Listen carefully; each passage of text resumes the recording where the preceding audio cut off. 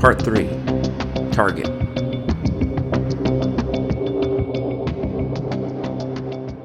Officer Hanover McGill had been in Baldwin Park Police for 7 years before he made detective.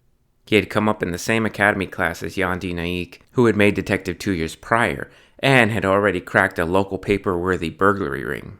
Detective Naik was so successful in his police work, expertly tying the whole ring to the almighty West Rollers and their leader, Petey Logano, that rumors began to circle that he was being looked at to fill in a vacancy on the Gap unit, which only further enraged McGill's jealousy. A Baldwin Park native, McGill originally dreamt about becoming a firefighter, but after finishing up his tours with the Marines, he found that there was a hiring freeze. The same old story of financial incompetence within the Baldwin Park City Council hadn't improved, and they once again screwed up the budget, leaving McGill with a wilted dream and no recourse for making his living.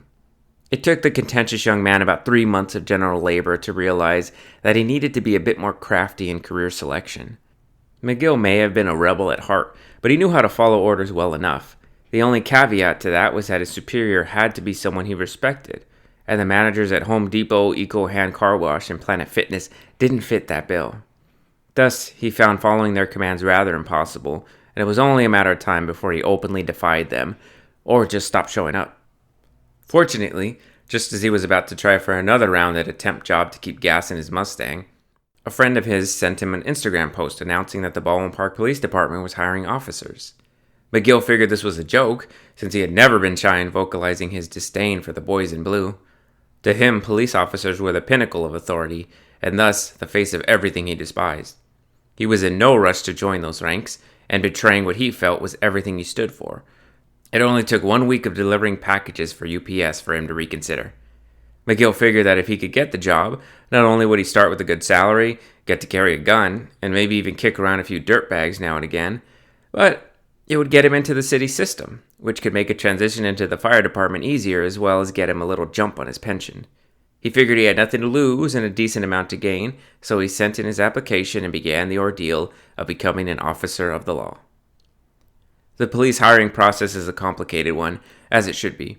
Cities want to be sure that they're not just hiring honorable, brave, and moral men and women, but they also need to be sure that they have the intelligence and critical thinking skills to hold such a lofty position as being the enforcement wing of the law.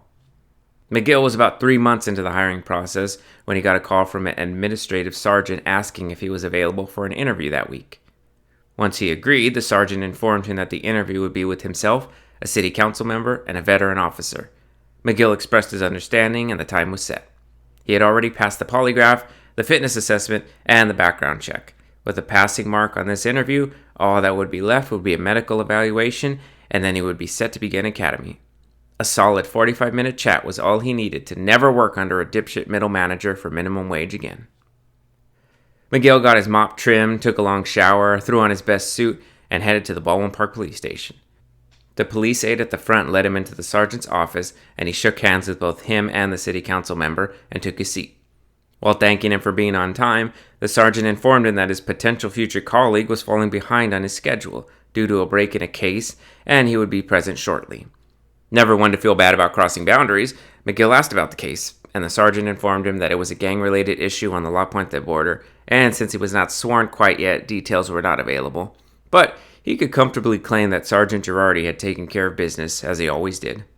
Sure enough, the big man himself entered the office almost on cue, and McGill stood up to shake for the first time with the man whom he was yet to know would soon become his mentor and, by all means, hero. McGill got the job, wrapped up academy, and soon started patrolling the mean streets of BP with his training officer. Unfortunately, the first few months of his new career were not too exciting. He filled his days throwing disgruntled drunks out of liquor stores, driving tagging teens back home to their parents, and those were the good days. Every other shift was just taking statements and filling out paperwork. This was getting so bad that he was almost thinking about quitting. The only thing keeping him going was the latest rumor that the fire department was just about to get a funding allowance for 4 more firefighters under a political promise from the new mayor. However, that dangling carrot would prove worthless during his next shift when his unit responded to a request for backup. McGill and his TO were covering the last bit of their shift when the dispatch relayed a backup request from detectives out around Elton and Nubia. For a moment, McGill was unsure if his TO would respond, being that he was still very much a rookie, but the commanding officer hit the radio right away and instructed the rook to fire his siren and get to the address, letting him know that this must be a gap unit operation, piquing the interest of the hungry young officer. The surrounding unmarked squad cars with their lights flashing would be his final guide as McGill parked behind the wall and exited, drawing his weapon and ducking to get a look at the scene. His partner led the way as they approached the house, and right as they penetrated the wall of cars, a pair of gunshots was heard. Instinctively, McGill relayed the info on the radio and scurried over to catch up to his partner rushing in. Before they could hit the door, a stocky detective nearly flattened the TO as he made his exit. He let the backup know that the situation was under control, and they had 2 Cinco Muertos in custody with about 15 years jail time worth of crack cocaine to their name.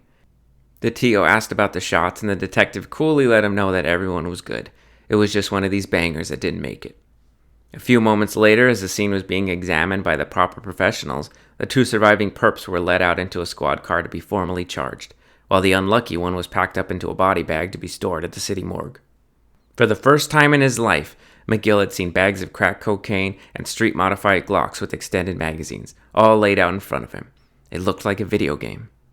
Unfortunately, McGill's partner told him that the situation was clear, and they needed to head home now to avoid the sergeant chewing them out for unauthorized OT. The wide-eyed McGill obeyed his officer and began following him back to the car. As he was navigating the crowd of police, he accidentally made contact with none other than Sergeant Girardi. The mountain of a man noticed right away how afraid McGill looked when realizing who he had hit, so he put a hand on his shoulder and told him not to worry. "I remember you. We did the interview. Fireman, right?" McGill confirmed his memory, marveling at how a little twerp like him had made an impression on one of the most successful gang officers in the SGV. Girardi continued. "What, have you been out of academy for 3 months or something? Already stumbling on the big cases, huh? You got a nose for this, fireman. Keep it up." With that, McGill put his boyhood dreams of pulling people out of burning buildings to bed.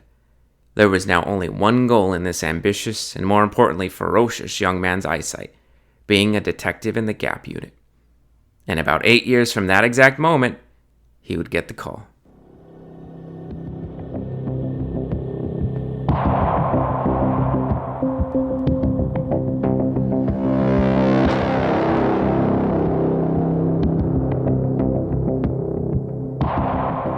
Detective Dilliana Desarian had of course been shot at plenty, but this time was special. Writing her report that evening, she gave the Gap unit the benefit of the doubt, but in the back of her mind, she couldn't deny her instinct. The drive-by had all the makings of a setup. She had felt those intentions from the moment they pulled up to the house. When Dilly had initially been briefed on the Baldwin Park PD assignment, her superior, Sergeant Fuentes, had been blunt. She told her that there was a solid chance that Lieutenant Francis Girardi was the BP gangland's true kingpin, wielding his badge and its connections to siphon funds, coordinate hits, and overall run the gangs of the city. By all accounts, he did so with an iron fist and plenty of collateral damage. The initial gathering had compiled a few instances of misconduct that were borderline abuse of power, but nothing that was strong enough to submit in a court of law. Defecting gang members, confidential informants, and others had told stories of Girardi's tactics, which cleverly grew more and more diplomatic as he gained influence. Stories of police brutality and falsifying reports soon became tales of planting evidence and even coordinating assassinations, until the trail disappeared entirely, and it was said that nearly all of the underhanded dealings were coordinated and relatively peaceful sit-downs, with solid promises that nothing discussed would ever leave the room. This was the story under which she was expected to operate, and although the same gut told her that Girardi wasn't as nefarious as suspected, she stuck to her supervisor's instructions. Now she was faced with the reality that she was set up by sworn officers in an attempt to, at the very least, scare her out of the city limits. She tried not to think that Girardi and his detectives were open to the chance of one of those stray bullets hitting her Kevlar-lacking torso, but she was wise enough to leave it as a possibility. This was not her usual corruption check-in. These were advanced operatives. A minor had died in her arms last night, and she was powerless to stop it. She did her best to shake off the horror of the young man's face as he took his last spurting breaths, and instead tried to focus on what she could control: her own safety and the safety of anyone around that would be guaranteed by keeping these crooked officers out of power. This meant her approach would need to change. Not only did she need to, for starters, strap on that bullet protection every time she visited the city, but she would need to keep most of their conversations either at the station or neutral ground. That would be the last time she would visit a known gang member's residence. As she wrapped up the report and submitted it to her superior, she reminded herself that she was not being asked to build a case against Girardi in the Gap unit. She was strictly being utilized to get a lay of the land and decide if a formal investigation should take place. There was protocol to go about, and if she tried to play the hero, it could cost the county sheriff's office the case, or even her own life. Of course, with officers coming under fire, especially the deputy assigned to look into the matter, there was sure to be a lot more eyes on the Gap unit from all kinds of agencies. Dilly just needed to keep doing her job, secure the proper evidence to launch the formal investigation, and stay as safe as she could in the meantime. Back at the station, Chief Ardalis was just about ready to rip her eyeballs out of her sunken sockets. Naturally, Girardi had kept her far too in the dark than she would like, and she had no idea what was going on. Either the gang decorum had gone completely south, and there was now an open war free-for-all amongst every banger that still ran licks in her city, or her best subordinate was playing his game far too loose, and now every officer in the department was in danger. She had spent the better part of her morning on the phone with supervisors from the FBI, the DEA, and even a few ATF agents. If she had any belief that her Gap unit's penchant for bending the rules could be overlooked after a smooth interaction with the sheriff's office, that naive hope was reduced to atoms by now. No matter what happened next, Chief Ardalis could expect months and months of questions from the public, agency representatives, and city council members. Her seat would be as hot as it ever was, and she might even be asked to resign just for the bad publicity alone. This was all assuming that Girardi did not get indicted for anything serious. She may have respected her lieutenant and backed him when push came to shove, but she knew his methods were too morally ambiguous to ever ask him about specifics. She figured we all make our pacts with the devil, and real life isn't a nice compartmentalization of good versus bad. Concessions needed to be made. If they weren't, the real evil would leverage that self-righteousness to their advantage, and the innocents caught between the struggle would bear the brunt. Maybe Ardalis wasn't as innocent as others in her city, but if things kept going the way they were and Girardi went down, there's nothing to say she wouldn't fall with him, despite her own general adherence to the law. The chief did her best to push the myriad of consequences of her long leash with Girardi as far from her mental as possible and focus on gaining some control over the situation. She needed to get to the bottom of the drive-by and make sure that none of her officers were in any unnecessary danger. She needed to talk to Girardi.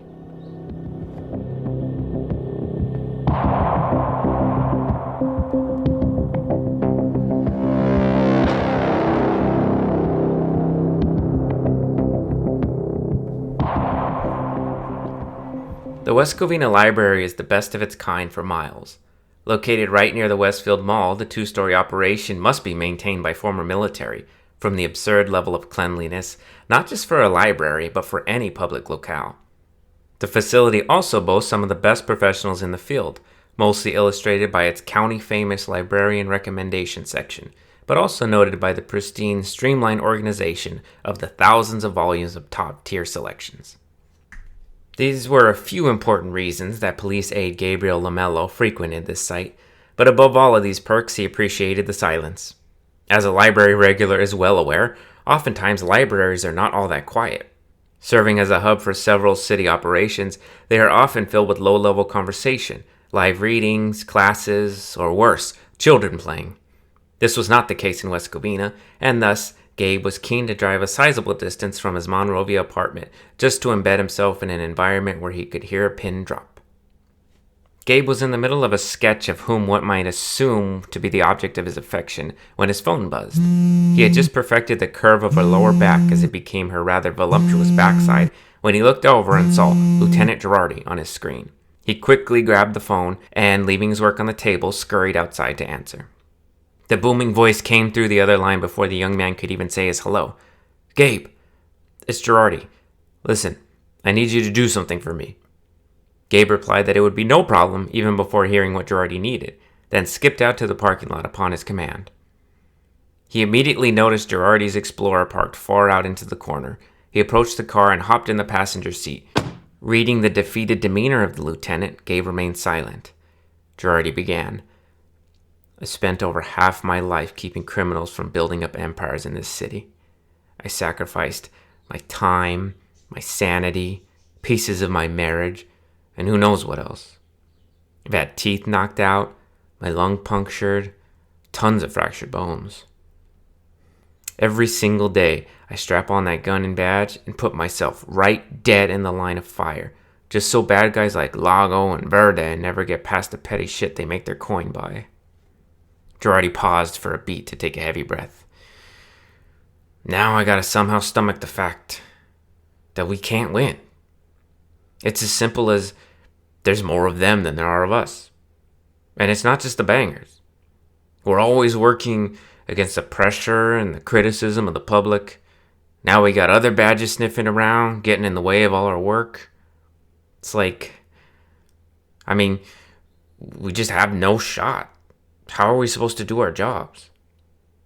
It's terrible, G. I can't even imagine, responded the loyal police aide. This is crisis mode, Gabe. I can't believe I used to think this job would get easier. I used to tell my wife that we just need to get to a place where all the gangs are at a stalemate. Then the violence stops, and we just play maintenance. And we actually did have that. There were a few years there where we had it all under control. Then you realize that these guys don't carry much patience. Part of why they take these get-rich-quick ideas. And every once in a while, one's gonna think he can move in on another. And I just feel stupid for ever thinking we could keep peace on the streets.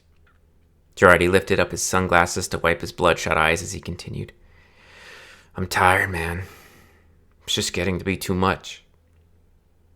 Well, maybe it's that MAPD cop that's just like the straw on your back. Maybe once she's gone, you'll get a grip on things again, added Gabe. Yeah, we have our hands tied more than usual with her. But if this war kicks off, it doesn't matter who's investigating us. I still feel like they'll back off when they see how we're the only ones that could defuse the situation. But you never know with the politics. Sheriff's running his re-election on cleaning up corruption. Seems to be the hot-button issue right now. So it wouldn't surprise me if they let this city turn into a war zone in favor of taking a few bad cops off the beat. You know, when I heard about the shooting yesterday, I thought for a second maybe one of the guys just shot into the ground or something to scare the deputy. Funny, huh? I thought that for a second too. I texted McGill right after, thinking he was just crazy enough to try something like that. Which is a mistake, by the way.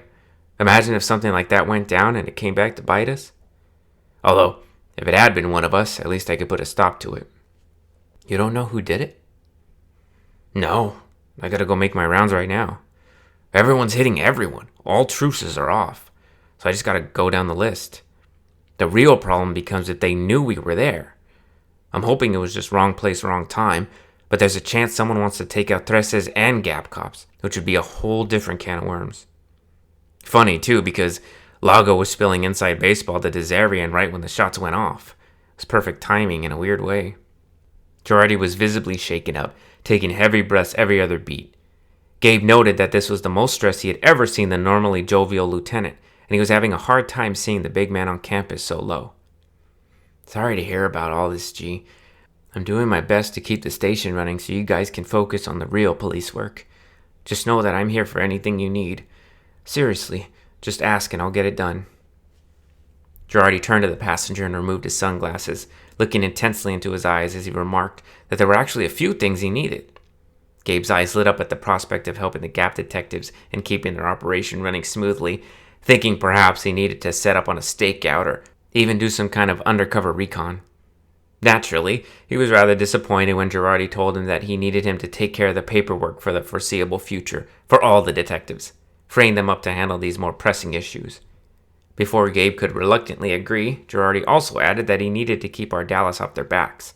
He knew that she wanted her briefings and that she was under fire just as much as them, but stopping the gang war before it blew up was priority, and keeping the chief abreast of every single move was of significantly less importance. Girardi explained that they'll be spending less time at the station, and he needed Gabe to cover that change as best as he could. What about Desarian? Need me to pour some sugar in that Challenger's gas tank or something? The young man laughed. No, leave her alone for now. She actually might be of a little help. I saw the way she handled the bangers at the shooting. No problem commanding when outnumbered. She's a lot tougher than I thought. Smarter, too. Now that she's seen the shit we deal with, I have a feeling she'll relax a little. I'm gonna see if we can use her first. If not, we'll address it later. Girardi checked his watch and immediately pulled out his phone and began dialing. So I can count on you, right? Gabe relayed his assurance, and as he was about to continue the conversation, Girardi began talking to his detective on the other line. He let Gabe know that he had to go pick up McGill and start knocking down Banger's doors, so the police took the hint and exited the vehicle. Girardi pulled out of the space, and to the added disappointment of Gabe, he drove off without a final wave.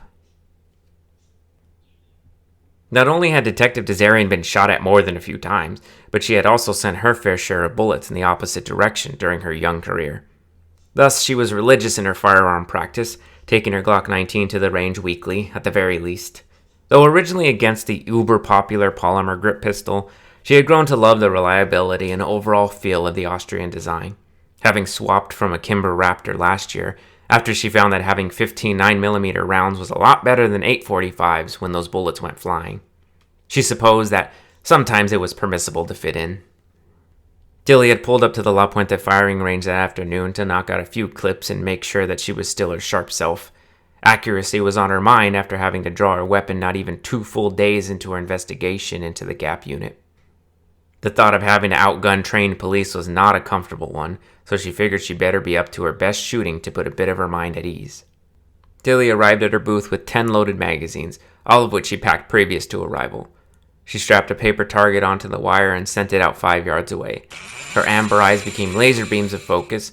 She wrapped her manicured nail directly over the trigger, and she nailed her targets with ease. She upped the ante with the next magazine and increased the distance to 10 yards, then 15, then 25, and she even produced some tight groupings at 30. It was early enough that the detective was alone in the range, only the range master in the corner, scrolling through his Instagram feed. Covering all bases, she had instructed him to inform her if anyone else entered.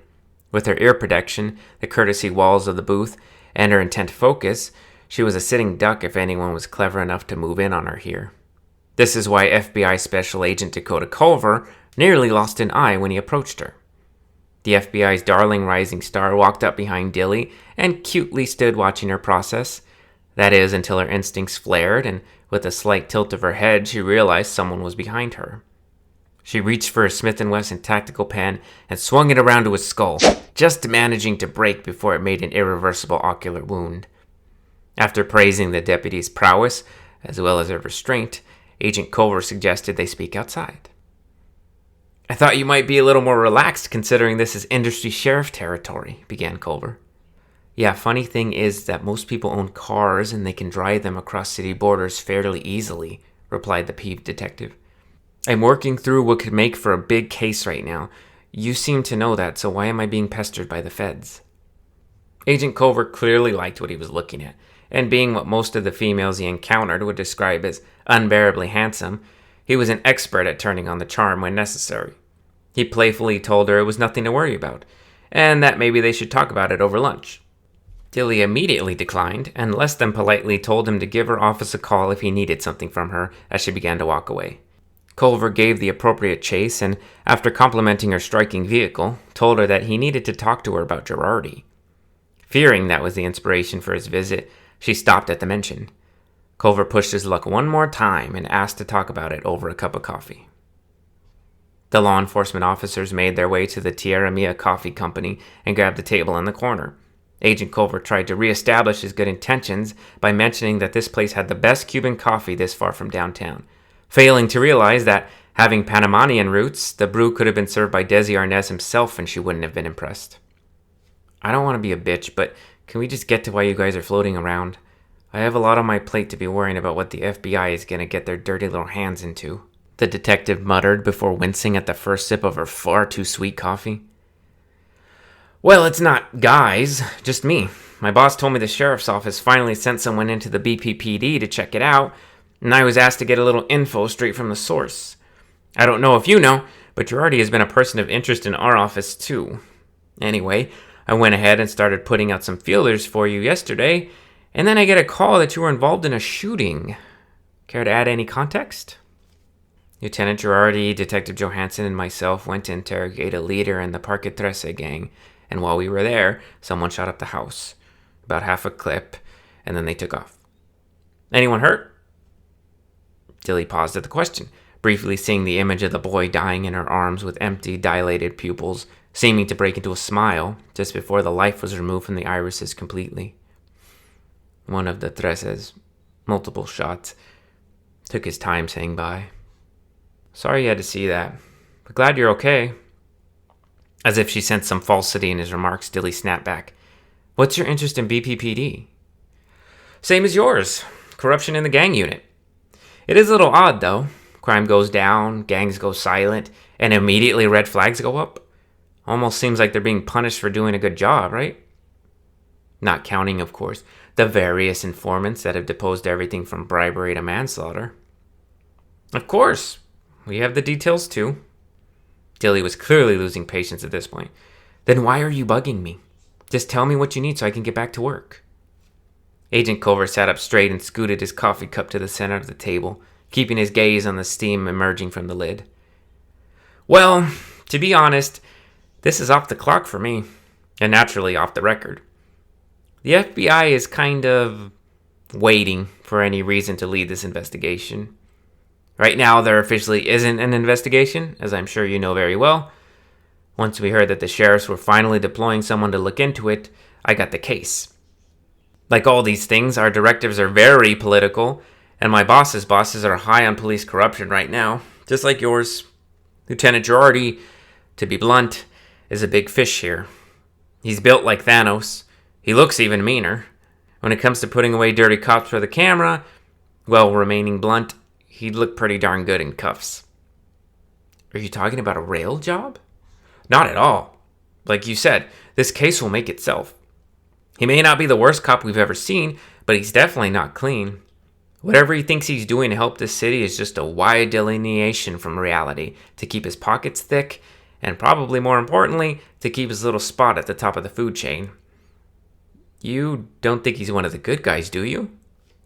Dilly shook her head, but she wasn't quite convinced her target was as bad as she had been instructed to believe. He was definitely a charmer, but her gut saw some good in him, whatever that was worth. Culver continued, I'm just here to let you know the shooting yesterday didn't do your agency any favors. The Gap Unit's big boss man is one more mishap away from having the FBI officially up his ass, to use his parlance. Unfortunately, that means you go on to something else. So you came all the way over here, interrupted my range time, then dragged me out to the shithole coffee house just to tell me that after all my work, you're taking my case away? I'm not taking anything. I'm giving you the courtesy of telling you that a national agency has its eyes on your county-led effort. So it might be a good idea to get what you can, but be prepared to hand it all over. In other words, don't get killed trying to take down the bad boys of Baldwin Park PD. Dilly had heard enough. She squeezed her paper coffee cup into a mutilated state, then stood up to toss it. Okay, message received. Thank you. Culver followed quickly. Yeah, no problem. But hold up. Take my card. Remember, we're still working together. You can reach out for anything you need. I don't want to make anything that might be construed as a promise, but if the FBI does take over, there's a chance you could remain on a task force, if that interests you. He handed her the card, and she took a long look at the embossed logo, symbolizing the higher grade of cop that was brushing her off like a baby sister. Is there anything I can do to keep my case? Obviously, I'm super pissed, and if you really are trying to be a good colleague here, could you give me something? Agent Culver forced a smile, knowing full well that there was only one way Detective Desarian and the LASD brought this case home and brought everyone involved to justice. You could solve it before anything else goes wrong. With these guys, you might want to hurry.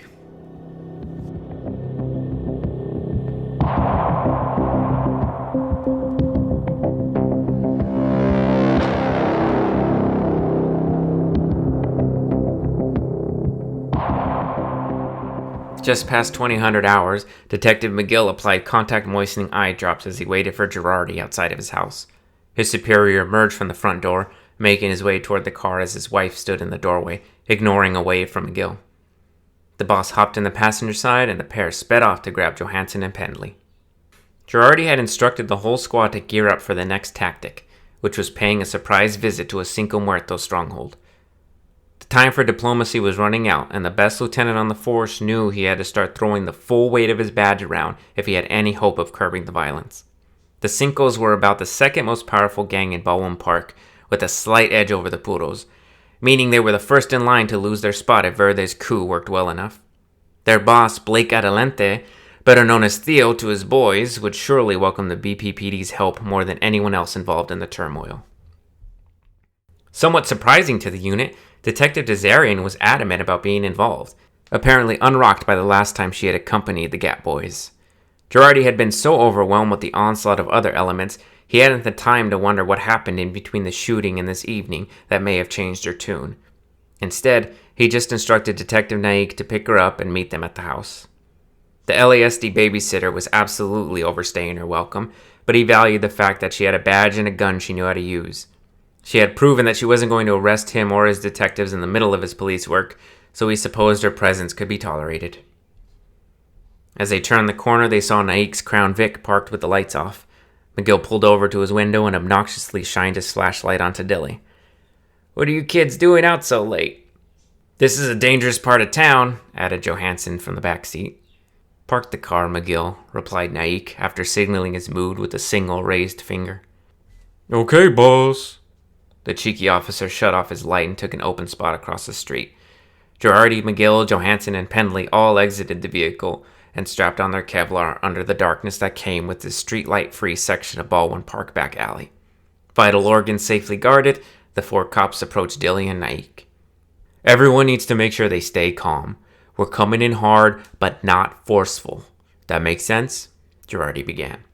His subordinates nodded in understanding. "Me and Naik are taking the front, then Joe, Pendley, and Desarian. That work?" What do I do?" inquired McGill, unable to hide the hurt from his omission. "You're staying out here, fireman. Landscape is too iffy right now, and we need someone to make sure we don't get another ambush or if any other surprises come our way. Keep your radio and phone handy, because any updates in there are going to come straight to you, and vice versa. Our asses are going to be solely in your hands, got it?" McGill was clearly unhappy with being left out, especially under the concept that both an LASD deputy and a lower-ranking officer were given the privilege in his place. He looked over to his lieutenant, and even though it was nearly pitch black, he could see a look that told him to just do what he said. McGill was smart enough to know that Girardi was struggling at the moment, and the last thing he needed was for one of his own guys to start whining over assignments. What McGill did not realize was what Girardi would have relayed had there been enough time. There was a chance that none of these guys made it out of the house. This was always a risk, especially in the dead of night, and even more so when the enemy didn't know they were coming. But some risk was necessary at the moment. And even in a worst-case scenario, Girardi couldn't let the entire Gap unit get wiped out. He knew that it would be too tempting for any banger to just eliminate the gang unit right as a war broke out, and by being in the same place at the same time, any idiot with a gun and some tattoos in the city might see that opportunity and start pulling triggers without a second thought. What McGill was failing to realize was that Girardi needed someone to build a new unit if the worst should happen, and by keeping him out of harm's way, he was choosing McGill above all his other officers to do that. "Okay, G, I'll be out here, but the second you need me, I'll let you know." "Absolutely," interrupted Girardi. Again, can't stress this enough. We're going in there to talk. Our terms. We're leading everything, but there shouldn't be anything past words. Got it? Show some discipline, no matter what they do." His squad all offered their understanding, and with that, the 5 officers made their way to the front door of Theo's house. The unit moved with haste and no attempt to keep silent. Girardi had made sure they knew that sneaking in would be a bad idea if they wanted to keep hollow points out of their vests. It was much better to be heard and identified as cops than be mistaken for a rival gang making a strike. As soon as they came upon the door, Girardi pounded heavily, shouting "Police!" with his booming voice that came out with such vigor that Dilly nearly flinched. He used his phone's flashlight to illuminate his face and looked right into the Ring camera. "It's Girardi, Theo. We need to talk. Now." A few beats later, the sound of latches unlocking began. Clearly, there was a security issue as the Cinco behind the door unhooked at least 7 different locks. Every cop on the porch had a hand on their pistol as the door slowly crept open. Theo's voice could be heard claiming that it was just him and he wasn't armed, but the hands remained on the guns. When he pulled the door back, he was greeted by the blinding blast of a flashlight that reflected the dominant silver in his hair. "Girardi and company. It's a little past my bedtime. This must be important." Theo looked at the elite team of gang detectives on his porch, a sight he neither expected nor appreciated. Yet he knew Girardi, and their relationship was enough to put him at ease of knowing he probably wouldn't be shot and killed in his own doorway, so he invited everyone inside. To Dilly's amazement, the shithole exterior was polar opposite to the interior. At once she understood just how much more successful the Cinco Muertos were in their activity than the Parque Treses. For starters, this place had actual interior design. There was art on the walls, good art too. She also identified the El Salvador flags that adorned every room, giving her the first semblance of background information on this gang lord. The armored cops made their way to the massive open-air living room and took seats on the gorgeous sunken couch. A robed and noticeably sleepy Theo asked if anyone wanted a beer or something, but all declined. "I would very much appreciate if we got to the point, officers." The middle-aged banger yawned softly as he grabbed a seat. "The war's here, Theo. These streets are going to light up any minute now. But if there's anything I can do to keep you guys from turning my streets into a war zone, I'm going to do it," Girardi began. "Wise men generally don't favor war. You know I do very well in my business, and I have no reason to want to change that. War is expensive, unpredictable, and ugly," Theo responded, sensing that the fresh face wearing the LASD star was probably the rumored deputy looking into BPPD's alleged corruption, and thus veiling his words appropriately. "Think we all know this is a Verde and Garza problem. I wonder why a team of tactical police aren't sitting in one of their front rooms right now. Because those are small players, and I need a boss's help. We've worked together pretty well over the years, and if you want this to stay smooth, you're going to have to collaborate." Collaborate or fall in line?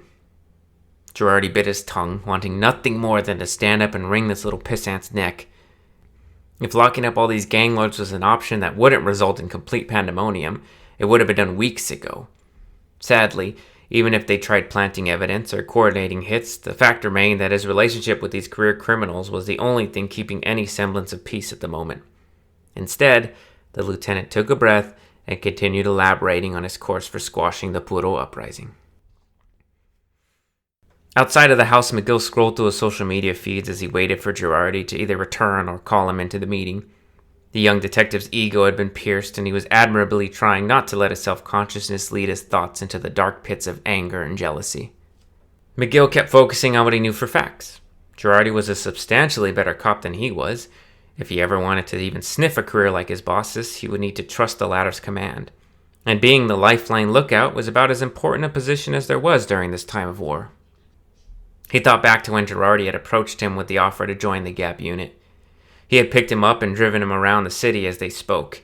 He told McGill that Naik put in the recommendation, and after checking his file, he seemed to be built for the work. Girardi told him that he sensed something special in him from as far back as their first meeting at his interview, a comment he would cherish for the rest of his days. He then gave him a rundown of what went on in this unit and the various risks and creative policing that was involved. Only a few months later, he would become a solid piece of the machinery that kept gang activity to a minimum and with virtually zero presence among the day-to-day law-abiding citizens. McGill had put major dealers in cuffs, recovered dozens of kilos of hard drugs, and taken several automatic weapons off the streets. He was a hero cop, and every single day, just by dragging his ass into the office, residents of Baldwin Park were that much safer. Sure, there was a shady side. It came with the territory. Girardi coordinated most of it, so it wasn't like McGill could do anything to stop the little fringe benefits that came with the job anyway. The point remained that the entire city relied on McGill and his team's work.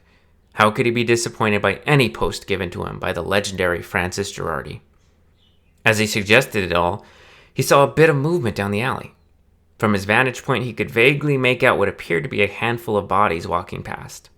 McGill thought about texting Naik and letting him know he saw something, but he figured he'd wait until he saw some more development. In the meantime, he'd load up Prime and see if he could catch up on some Bosch, who was assuredly finding more action in one of his cases. Back in the front room, everyone was feeling much more at ease as Theo and Girardi continued to work out their game plan. They had decided that Garza's time was up, and Theo would put his muscle on blocks where Garza's men earned, thereby creating enough tension to send the message that their street clout was all but empty. His boys could either try to fight one of the most powerful gangs in the city with the full support of the BPPD, or turn on Garza and saddle up with Verde. Bodies may fall during the transition, but it would sure as hell be less than if an actual war broke out. Girardi said he would work next on getting Lago on board, letting him know that if he wanted to keep playing stupid, he'd have the Gap unit plus Cinco's and his Madre up his ass. Being the weakest faction, he would smarten up, or they could just wipe out Parque Trece completely. No one would miss it. There still remained the West Rollers, a gang so mighty that Girardi didn't even have to talk to them because their illicit dealings were laundered with the elite virtuosity of a mafia. The makeshift caucus believed that P.D. Logano, their leader, was far too wise to get involved before a war broke out, so they'd leave them out of it until necessary. Feeling that a solid strategy had been settled, Girardi began proceedings to get out of the heart of BP's gangland. As the cops stood and prepared to leave, Theo asked, "What about the bullets at Lagos? Any idea on the triggerman yet?" Dilly's ears pricked up at the mention, curious to hear what Girardi would say, knowing that he was on too good a terms with Theo to deliver an efficient lie. "No, or we're looking into that next. Priority is making sure we know how to squash this. Joe and Fireman are going to start pressing the flesh tomorrow," replied Girardi. "My gut says it was a false flag from Lago. Sloppy, ineffective, and he lost one of his own guys in the process." "Yeah, that or some little guy trying to make a move, hoping he'll get a jump on the chaos that we're about to stop from happening. Worst case, we'll use the murder charge as a threat if one of the guys doesn't want to play along." Dilly was pleased to hear that there was no Gap involvement in the shooting, and that it really was her initial read of a bloody attempt for street clout. She found Theo's theory interesting and something worth following up on, already finding that she had more interest in solving this gang problem than completing the case against Girardi. Perhaps it was just spite against Agent Culver and the FBI as a whole, but it seemed to her that BPPD was doing more good for the people than those investigating them. The cop corps made its way to the porch and said their goodbyes as they headed back down the alley to the cars. As she was bringing up the tail, Dilly found her gaze lingering amongst the interior of Casa de Tio.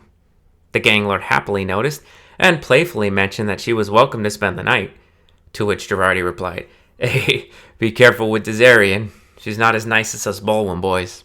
A compliment that flushed her cheeks a bit and calmed her enough to not give Theo a knee to the groin. Perhaps this wouldn't have been such a bad idea, considering his eyes were glued to her ass the entire walk down the porch.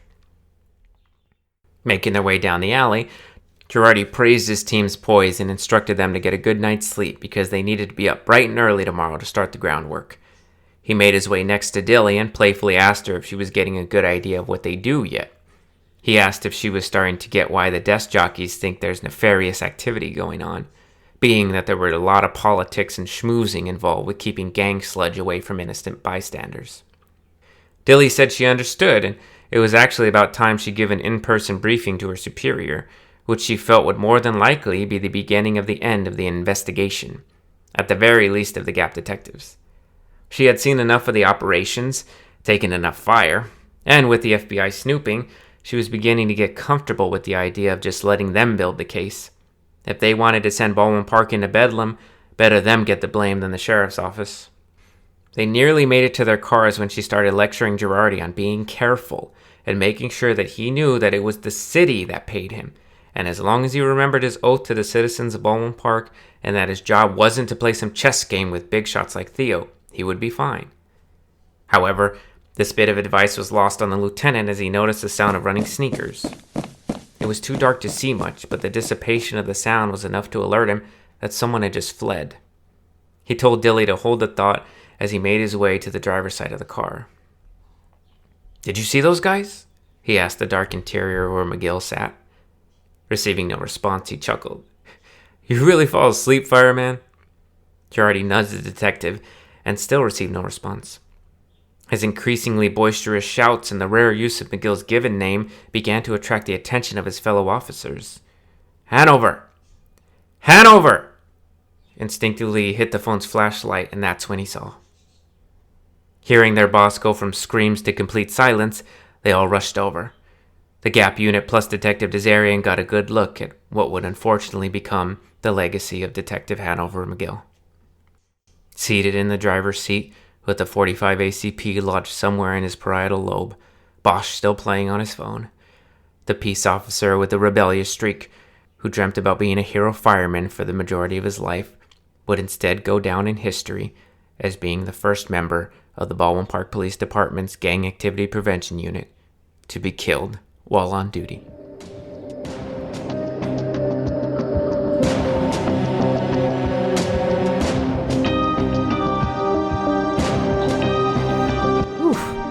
That was Target, the third part of the Bad Boys at Baldwin Park PD. Next week, we'll have part 4, What Did You Do?, where Girardi will begin to bring hell to anyone involved with what just happened in that dark alley outside of Theo's house. You're definitely going to want to check it out. Make sure you're subscribed. Apple, Spotify, YouTube, all the places you find podcasts. You're going to want to see the agencies are coming in now. There's a lot to answer for. One of their own's taking the fall. And it's going to get much, much more complicated as Dilly tries to make any sense of what she can do, what she wants to do, and what's standing in her way. So make sure you check us out next week. We'll be back Monday. Thanks so much for listening.